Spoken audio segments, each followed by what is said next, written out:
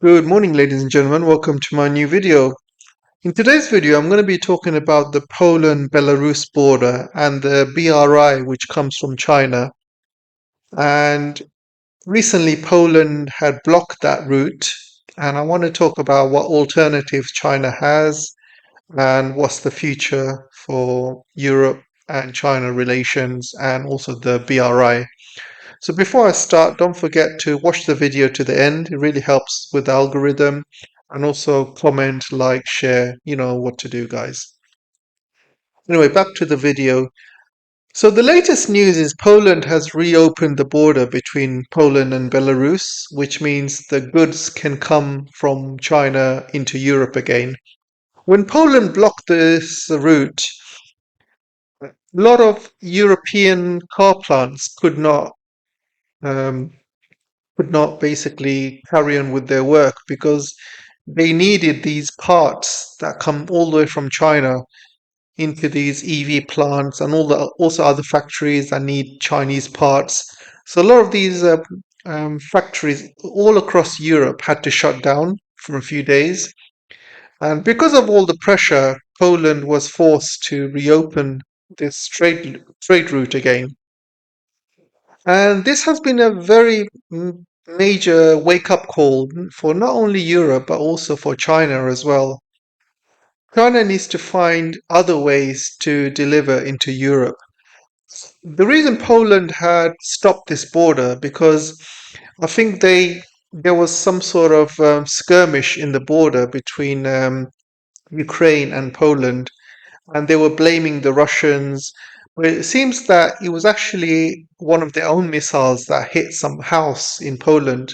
And because of that issue, they closed the border between Belarus and Poland and to stop all the goods that was coming from China. This route was part of the Belt and Road, which goes from China to Russia, to Belarus, and into Poland and the rest of Europe.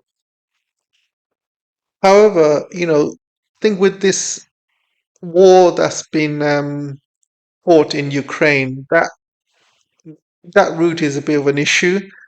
There is a shipping route, but the shipping route takes around three times as long. With the trains, it only takes a couple of weeks, sometimes less than a week, depending. But with the ships, it takes about 3 or 4 weeks, sometimes more, depending on the traffic.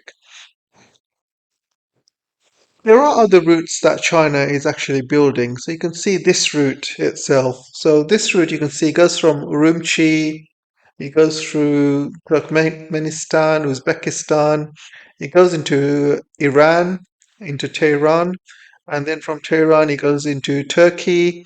Then from there it goes into Bulgaria, Sofia.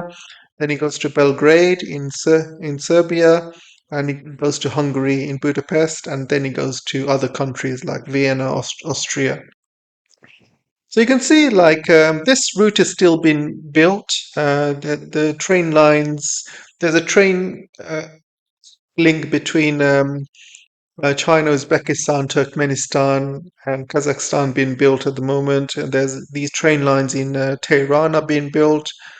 The ones in Turkey, I believe they're already finished. I have to double check that. And also the ones in Europe, they're already there. They already these will use existing European lines, so they're already there.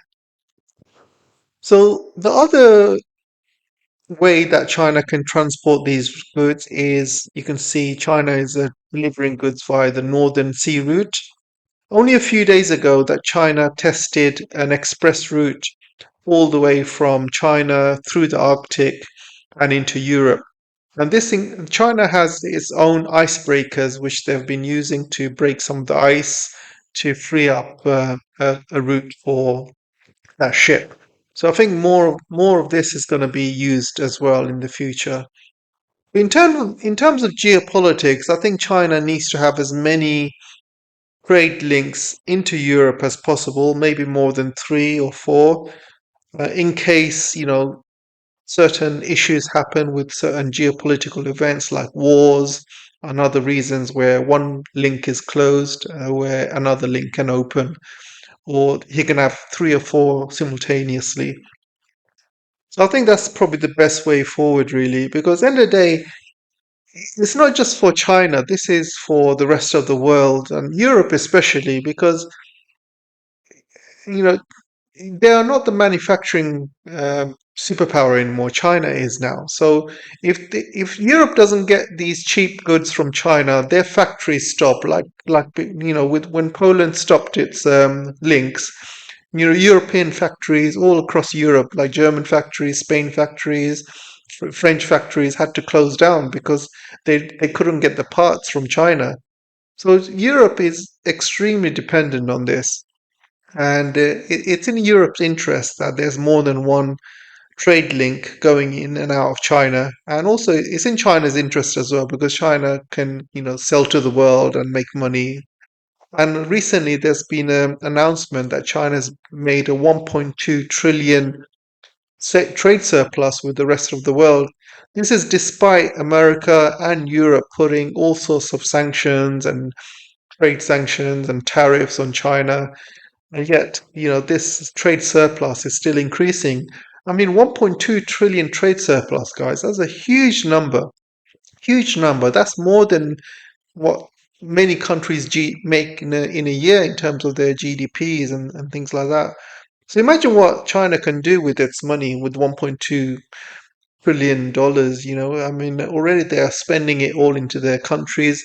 Recently, they've announced a huge dam in China, in Tibet, in the Yalang Sampo Dam, and they also, uh, investing in the infrastructure. They're still making huge amounts of high-speed rail links in China. There's still a lot more left to do, and they're building huge amounts of bridges and